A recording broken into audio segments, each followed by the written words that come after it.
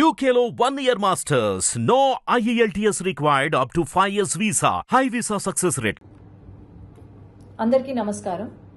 మహావిష్ణు స్వయంభు ఆ తిరుమల కొండలపై వెంకటేశ్వర స్వామి రూపంలో వెలిసి పాపాలను కడిగేవాడు వెంకటేశ్వర స్వామి, అట్లాగే మనం ఏ కోరిక కోరినా నెరవేర్చేవాడు వెంకటేశ్వర స్వామి అని ప్రతి హిందువు నమ్ముతారు.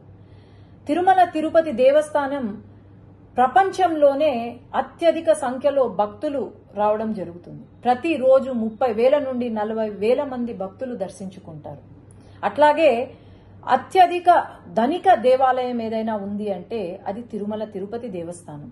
అలాంటి తిరుమల తిరుపతి దేవస్థానాన్ని దర్శించుకోవడానికి, వెంకటేశ్వర స్వామిని చూడ్డానికని చెప్పి నెలల తరబడి వెయిట్ చేసి మరీ దర్శనం కోసం వస్తారు భక్తులు.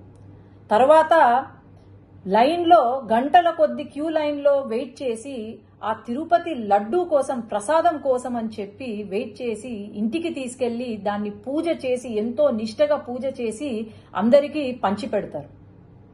అలాంటి తిరుపతి లడ్డూలో మొన్న ఏదైతే రిజల్ట్ ల్యాబ్ టెస్ట్ ఏదైతే వచ్చిందో, మన హిందువులు గోవుని ప్రతిరోజు పూజిస్తాం. దేవుడితో సమానమైన ఆ గో మాంసం ఏదైతే ఉందో, లేదంటే చాప నూనె ఏదైతే ఉందో, అది లడ్డూలో కనిపించడం అనేది ఇంతకన్నా పాపం వైఎస్ జగన్మోహన్ రెడ్డికే దక్కుతుంది. ఎందుకంటే హిందువులు కాని వాళ్ళు, అసలు హిందుత్వాన్ని నమ్మని వాళ్లను అక్కడ చైర్మన్లుగా తీసుకొచ్చి, కరుణాకర్ రెడ్డి అని చెప్పి అక్కడ చైర్మన్ గా తీసుకొచ్చి, ఆయన వెంకటేశ్వర స్వామి ఒక నల్ల రాయి అని చెప్పి, అలాగే ఆ 7 కొండలు ఎందుకు, 5 కొండలు చాలు అని చెప్పి ఒక జీవోని తీసుకొచ్చి పెట్టారు.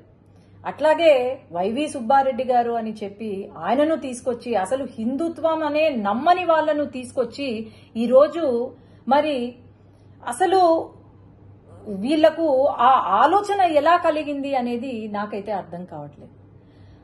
ఎప్పుడో 1857లో సిపాయి మ్యూటినీ అని విన్నాం. అది బుల్లెట్లు, బ్రిటిషర్లు చేసే బుల్లెట్లలో గోమాంసం ఉందని చెప్పి అదే ఫస్ట్ వార్ ఆఫ్ ఇండిపెండెన్స్ అని కూడా అంటారు.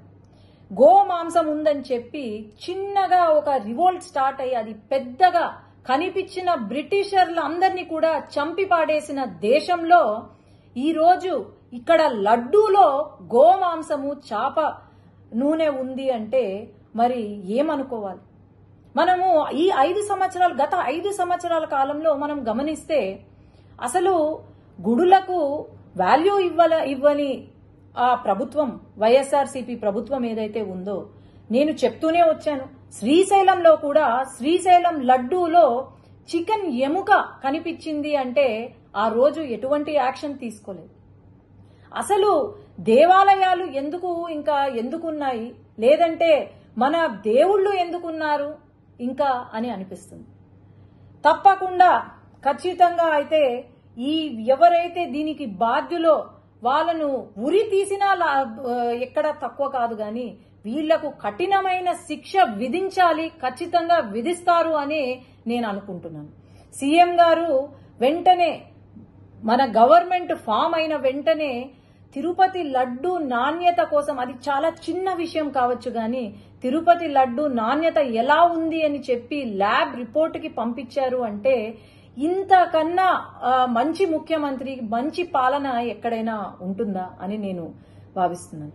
ఇక్కడ మటుకు ఈ హిందూ మనోభావాలు దెబ్బతీసేలాగా ఇలాంటి సిచ్యువేషన్ మనకు ప్రపంచం మొత్తము ఈ దుర్ఘటనను గమనిస్తూనే ఉంది. ఖచ్చితంగా వీళ్లకు కఠిన శిక్ష వేయవలసిందిగా నేనైతే కోరుతున్నాను. ధన్యవాదాలు.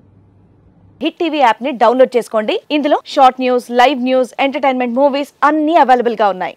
Please download hit TV app. Hit TV app ని ఫ్రీగా డౌన్లోడ్ చేసుకోండి.